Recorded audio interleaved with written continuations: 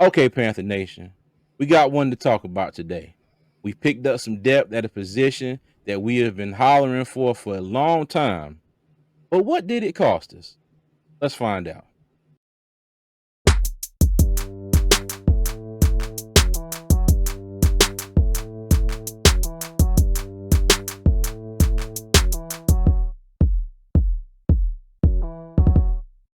Tony, cousin, we got questions. We got Yes, we do. questions today, cuz. All right. But before we Yeah. get into that, how you doing? Man, I'm good. I got six in one hand, half a dozen in the other. Guess I called even. You know Hey, what it call it. is. Hey, you know what it is, you know what time it is. Hey, but Yes, sir. before we dive into it, y'all, as always, if you haven't already, please hit that like button, subscribe to the channel, turn the post notifications so you know when our videos come out. We are steadily approaching our goal of 1,000 subscribers, and when we get there, we would like to start doing some things to make the channel even better and starting to give back to everybody that has made the channel what it is so far. So go Already. ahead and hit that subscribe button for us. We greatly appreciate it. All right. Tony. Okay. Yes, sir. So the Yes, Panthers have sir. signed cornerback Troy Hill. All right. Yes. Last season with the Rams. But to do that, they had to make room on the 53-man roster. Well, I'm sorry, the 90-man roster. And they cut Marquan McCall. Big And snacks. yeah, he has been dubbed by me and Tony here, two fans in the stands, Marquan Big Snacks McCall. Okay, you know he a big dude, and you know we always like to say when he get in there and you know taking up double team, you know he's eating everything up. So you know we Hey, always call him Big Snacks, and that's I right. can't lie. You know I call me what you want when I say this, but you know I this one kind of hurt. I didn't really like this. Make it make sense, man. That's all I I that's what I've been saying uh, since the news broke. Like, just make it make sense. I yeah, haven't been able to do that yet. I So haven't either. I haven't either. But what I'm gonna do now, I'm gonna play a clip of Panthers head coach Frank Reich from his press conference the other day, or yesterday, when he announced that they were cutting Marquan McCall. So check this out. Unfortunately, we've had to release Marquan McCall. Um, those are tough decisions. We appreciate his contribution. Honestly, we're doing it now because we think he's going to be on a roster somewhere. It just comes down to two things. It comes down to a fit, for us and what we're trying to do. And then we've had a couple guys at that position who have, really looked good. So I wish Marquan the best and appreciate his contribution. I'll open it up from there. Frank, he's a guy that started your preseason opener. Why the sudden turn of events here? I think it does come down to the two things that we're talking about. It really comes down to fit with a certain scheme and style that we're looking for. And then some of the young guys that we've brought in have really risen to the challenge. And so it's been very competitive, right? This time of the year, as you guys know, like this next week is, for us coaches, this is as tough as it gets because you feel like legitimately, I feel like every guy on our 90-man roster, I feel like every one of these players is good enough to make a 53-man roster. And so, when you get to this point, it's pretty tough. So, cousin, all right. So we just heard what head coach Frank Reich had to say. Give me right. your thoughts on it, and give me your thoughts on this whole transaction as a whole. Um Come on now. I got questions, man. And I Okay. don't think none of the questions were answered in a way that made any they gave anybody a better understanding as to why Marquand was cut. Just to say that the overall fit, like, what does that encompass? What's the Mm-hmm. overall fit? Like, how do you go from starting the first preseason game to not getting in until, like, I think the beginning of the fourth Fourth quarter quarter. in the second preseason game? Like, He's on it. the math ain't mathing, So, hey, I mean, I get it. I understand bringing in Troy Hill. He has Mm-hmm. experience in Ejiro Evero's defense, played for Yep. Jonathan Cooley, the cornerback coach, currently now with the Panthers. He played with him with the Rams. He knows the scheme. He knows the fit. He's another veteran presence that they will add to the team. I get all that. But what I don't get is why Marquan McCall had to be the subtraction in order to gain that addition of Troy Hill. Exactly. There's a plethora of other players on the team that could have been cut. Mm-hmm. We got plenty of depth, along the offensive line. Eventually, some of those guys are going to be cut. Not everybody's going to make the 53-man roster or even the practice squad. You got a plethora of linebackers that's Mm-hmm. not going to make the 53-man roster or even the practice squad. There were cuts there. It just doesn't make sense because you already cut Bravion Roy. Mm-hmm. John Penny Sr., you waived him, Mm-hmm. was injured, couldn't make it on the field. So the only true nose tackle that you had left was Marquan McCall. Now I understand that LeBron Ray and Raekwon Williams has stepped up and played pretty good. I'm not knocking those boys. I commend them. Hey, it is what it is. Mm-hmm. But they are not Marquan McCall when we're talking about size. You Exactly. know. Now I know Ivero may not want to run a traditional 3-4. It's going to be more of a hybrid. If you think of a hybrid 3-4 defense, look no further than the 49ers. Up and Mm-hmm. down their defensive line, they don't have someone 330, 340 pounds like Marquan McCall. Those guys are typically about 300, 310 pounds. They fast, they disruptive, they got violent hands, and they get to the ball from the inside out. So Mm-hmm. you may be looking, you know, that's the only thing to me that makes sense, right? Okay. That's the Yeah. only thing to me that makes sense.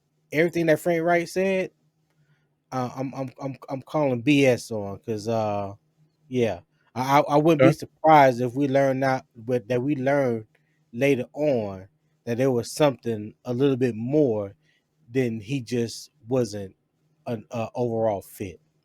But Okay. I'm gonna leave it there. I'm not gonna go down a rabbit hole. So I'm gonna pass it on to you, CJ, before I get on my soapbox and start the digging, as Goat would say, because I got my shovels out. All right. Well, I'm gonna put on my nice shoes with the big memory foam soles, and I'm gonna jump down that damn rabbit hole. Um, Come man, on now. as we said, I got questions. Okay. First of all, nothing against Troy Hill. I get the signing. He's been in the league since I think 2015, 2016, Yeah, 31 years old, 2015. about to be 32, veteran presence. Okay. Um, and we still need help at the cornerback position. So I don't knock this move at all. Okay. Not in the least bit. But to let go of Marquand has me scratching my head. Okay. And like you said, we've already got rid of Bravion Roy. John Pennicini did not pass the physical, so he didn't, he really didn't even get on the field much. Yeah, But I don't think he suited up. yeah, but my thing is this: if he wasn't a fit, okay, so you had OTAs, you had training camp, and in the midst of training camp, when the first depth chart came out for the entire team, he was listed as your starting nose tackle. Okay, Yes, he was. so the plan was Marquan McCall in the middle, then you got Shy Tuttle and Derek Brown as your edges, and then you got rotational pieces, coming in and out.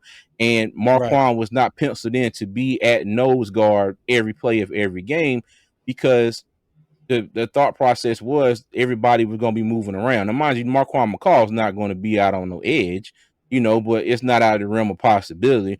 But he was supposed to be our anchor in the middle of the defensive line. And Right. 6 foot, whatever, however tall he was, 340 Six, pounds. 6'3", 6'3". Yeah, 6'3", 340. I mean, I just don't understand because now Got your they got tongue. up Rabbit here. got your tongue, huh? Yeah, man, they got up here and they said that we're playing all these vanilla. You're playing vanilla play calls. I'm sorry, offensively and defensive. Offense playing vanilla, Right. defense is playing vanilla. So you get one start versus the Jets, and nobody along that whole defensive line did jack shit. Okay, let's go ahead and call it what it is. None That's of them. true. None of Facts. them. Derek Brown, Shy Tuttle, Henry Anderson, all of them. You know, none of them did anything. Okay. Right. So then you get to the Giants game and you got the same group that comes out. So okay, it's like cool. So they put I think they started Raekwon Williams in that game and Yeah. whatnot. And so, you know, and he looked pretty decent. Okay. But my thing is, wouldn't it have behooved them to let Marquand go ahead and get another start and see exactly what he can do? Because no knock to the Giants and not, you know, trying to hype up the Jets, but I think I'd be remiss if I didn't say this. You know, was there a difference in talent level? You know, you get what I'm saying? May he have looked better against the Giants than he did against the Jets offensive line? Because, like I said, Mm, all of them did diddly squat against the Jets backup offensive line. If I'm not mistaken, I right. think there was their whole backup offensive line in the game. Not So, not not not to start the game. They had some starters in there. okay. They had some starters in there. Yeah, their starting offensive line was in there. Okay, well, even still, none of them did nothing against none of them. Starters, second Right. string, you know, it Don't it even didn't matter. matter. Yeah, it don't even matter. But you know, I'm all about putting players in the right positions, you know, in the best situations to win, to succeed. I'm sorry, and you know, and Frank basically came out and said that you know they were putting them in tough situations. They didn't want them to go out there and not necessarily not succeed, but they wanted to see what they can do. I just don't get after one game and then you put him in the fourth quarter of the second game and then you cut him and say, "Oh, it wasn't a fit." Now, mind you, as you see right let me see right here. I'm sorry, right here. It says CJ armchair GM, okay? Armchair GM. That's what I am. Armchair GM right here. So I'm not GM, I'm not a coach. You know, I'm not here evaluating these players. This is just my opinion. Okay. Right. But my thing is, like you said, there was a lot of people on this roster that are still here. I They got just no I business being here. no, No I just business. okay. Let me go through them. I don't see why Cameron Irvin still has a job. I don't see why Michael Jordan still has a job. Let me see. You could have went like Ace Ely, Aaron Mosby. You know, players that you know not knocking them, but they're not going to make the squad. You know, they might Right. be practice players. You got a few guys in the defensive backfield. You got Mark Milton, hell, Stanley Thomas Oliver the third. Shoot, Ray, you know, they let go of Kobe Richardson and might as well get rid of Rajon Wright. Mac McCain, the other dude they signed, you know, here recently. It's plenty of things that could have happened besides cutting Marquand McCall. You know that's just what scratching my head. And they were like, you know, well, it seems like they wanted to do it because they wanted to give him an opportunity to make sure he got on another roster. But yeah, If this if one anything, still he makes could me scratch my head. if anything, he could have been a backup to Raekwon Williams. If I anything. thank you. And then Frank If was like, anything, he you could have know, been a the backup. yeah, and then Frank was like, you know, the younger players stepped up. And my thing is, I'm like, he said that like Marquand has been in the league for 7, 8 years. And he was He's on his this is second second year. year. This is second Right. year. He got drafted by Matt Rule. Okay, mind you, switching to a 3-4 defense. I just don't personally think that they gave him a fair shake in the right amount of time to see what he actually can.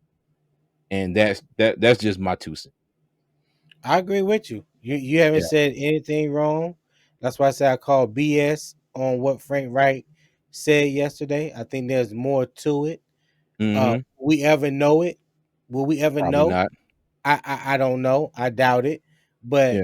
you know, using basic common sense, knowledge of the Mm-hmm. game, hey, we know when something don't smell right. And Yeah. right now, it ain't smelling like roses. But It's I not. digress. And my thing is this. Okay, so you got the versatility of putting Derek Brown and Shy Tuttle both at that nose tackle position, right? Right. Now, not trying to speak this up, but what the hell happens if one of them gets hurt? You get what I'm saying? He could have at least been a backup. You get what I'm saying? What is going to happen if one of them gets hurt? How is that line going to look?